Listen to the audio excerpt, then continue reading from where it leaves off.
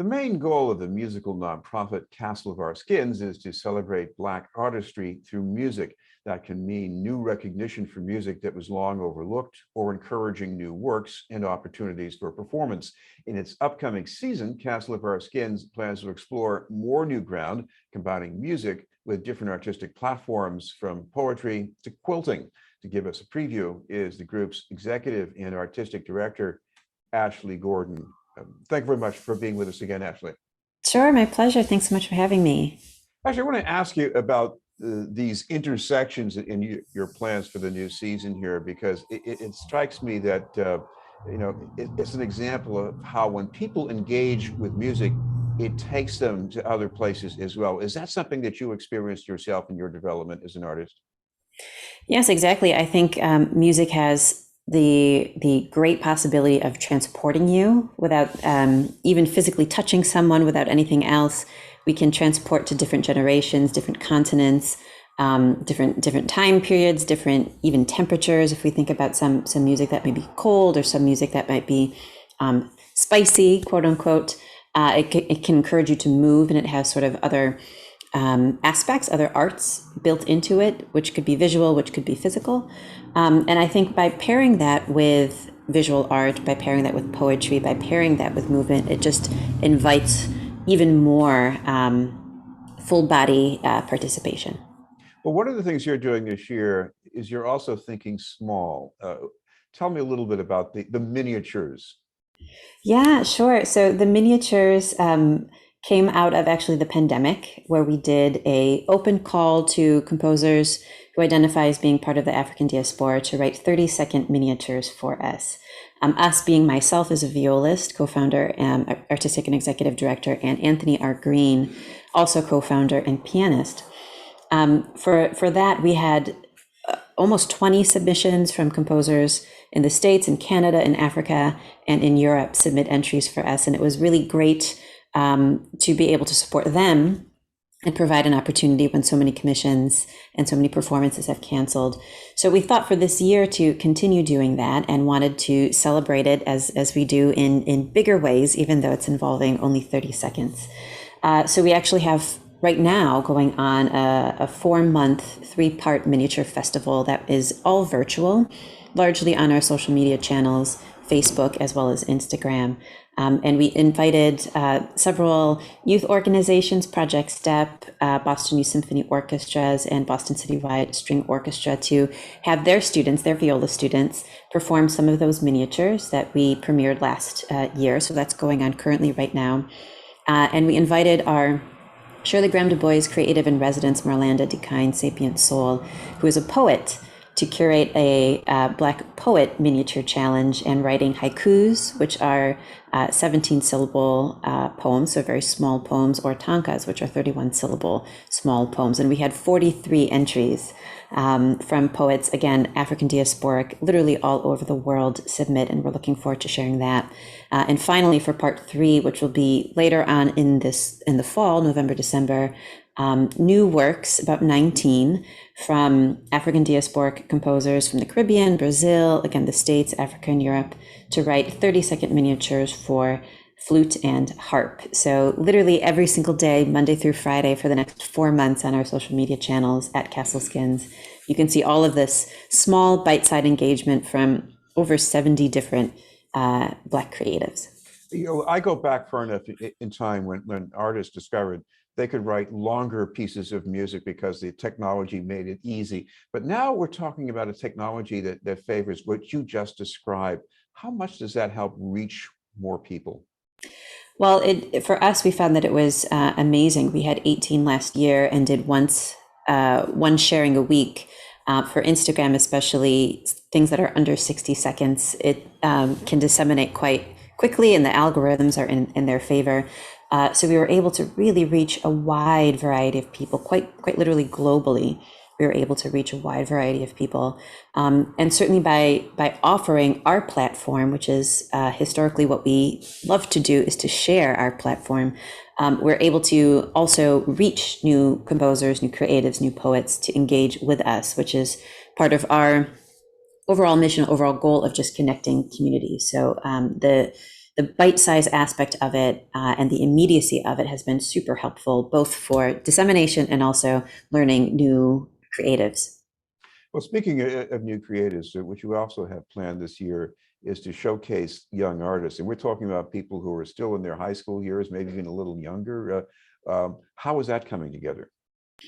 Well, with the miniatures, it's been great. Again, with those youth ensembles, they have really taken up the challenge, which has been really fun to see, and a lot of them being former students of myself, so it was especially fun to see them working on that. We do have other partnerships that we are currently exploring for the rest of our season, one of which is with the Loop Lab, which is a fantastic economic development program in media literacy for Black and Brown students. We have a Young Gifted and Black podcast series that we're planning to launch next year, January-ish, throughout the winter and spring season, to focus, as the name suggests, on young, gifted, and Black creatives of all disciplines. And we have other educational projects that I can't quite share yet, but you can certainly follow Castle of Our Skins to be able to see more projects engaging with youth, as education is really deep to our heart. Well, your programs are also a vehicle for new works that are maybe even larger in scale. There's one you have planned for later in the season that involves a connection to quilting. Can you tell us what that's going to be like?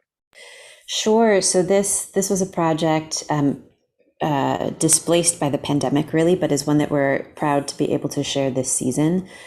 In January, actually, at both the Longy School of Music and up in Vermont at the Brattleboro Music Center. And this project is really exploring as an impetus African-American quilting tradition, which fundamentally is creating memories and creating beauty from scraps, which is such a large metaphor for a lot of the Black experience in this country. So we commissioned 3 composers, Renee C. Baker in Chicago, Lauren McCall, a young and up-and-coming composer, and Elizabeth Brown, to create works all inspired by African-American quilting traditions. Renee in Chicago has a longtime creative partner, Alpha Bruton, who is a fantastic textile artist and quilter. So they have worked together to be able to create a 4-movement, 4-panel quilting music presentation. So we actually have 3 of Alpha's 4 quilts here in Boston that we will be able to display. Similarly with Lamerchi Frazier, who is just a mastermind artist, as well as a brilliant quilter and amazing thinker. She and our creative in residence, Marlanda DeKine Sapient Soul, will create a quilt and poetry sort of combination. So they have meetings going on right now to be able to add new content to this program, but really highlighting and celebrating the African-American quilting tradition through, again, poetry, music, multimedia. How do you imagine that working for a composer? Because if you're spending time with the person who's working on a quilt, maybe, of course, in music, there are many examples of things triggered by some kind of visual element. How is it going to be done here? Yeah, well, I know with Renee and with Alpha, there's already pre-existing relationship that dates back years. So being able to, through proximity, have shared visual language, shared even just language, period. So to be able to talk about ancestry or memory or physical presence, and how does that translate to music, how does that translate to visuals, is something that they can definitely work through. With Lamerchi and Marlanda, since this is very much a new relationship, there are a lot of overlaps in how they both find association with land, with physical presence, with water, and with memory. So pretty quickly they were able to find this connective thread, and then for them to be able to translate in their various art forms, which again were our quilts and with poetry. So finding commonalities, finding common language, and then trust building is very much important. One other thing you have in the schedule for this year, a couple of works for piano and strings by Adolphus Hailstork, and also Coleridge Taylor Perkinson. I had never heard of Coleridge Taylor Perkinson until I was reading up on your plans for the concert. But tell us, his music is wonderful. His music is great, actually. Yeah, so a lot of connections in Chicago. He was very instrumental in the Center for Black Music Research in Chicago, which unfortunately is no longer. Its heyday was one that we had the fortune, though, to be able to visit. We, again, being Anthony Green and myself, through a Coleridge Taylor Perkinson scholarship fellowship grant, to be able to go visit. But he has been instrumental in championing the music from African diaspora composers, a really groundbreaking 10 disc album on, I believe, Albany Records, that really highlights historic composers, Chevalier de Saint Georges, and even previous to that, previous to 1800s, to modern day composers, largely orchestral and chamber music, all men, but in any case, still being able to highlight a pretty sizable amount of composer. So a huge champion. And his music, this particular piece that you're referencing, will be performed in Baltimore. So if you happen to be in Baltimore, you can check it out. To be determined if it will be live streamed. But his string trio, which is one of his last works. It's very, very short, but also very, very moving. He also has other works that we've performed for solo cello, for instance, Black Lamentations, folk songs, which are very fun, very virtuosic, and rooted in some way to his life and his lived experience.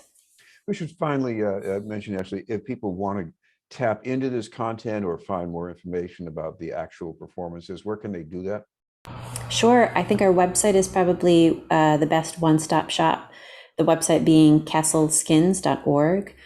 For the miniature festivals, as I referenced, on social media, which would be Instagram and Facebook, you can find us at Castle Skins. For any of the video performances, you had referenced Adolphus Hailstork, you can find that on YouTube. Our YouTube link is also available on our website.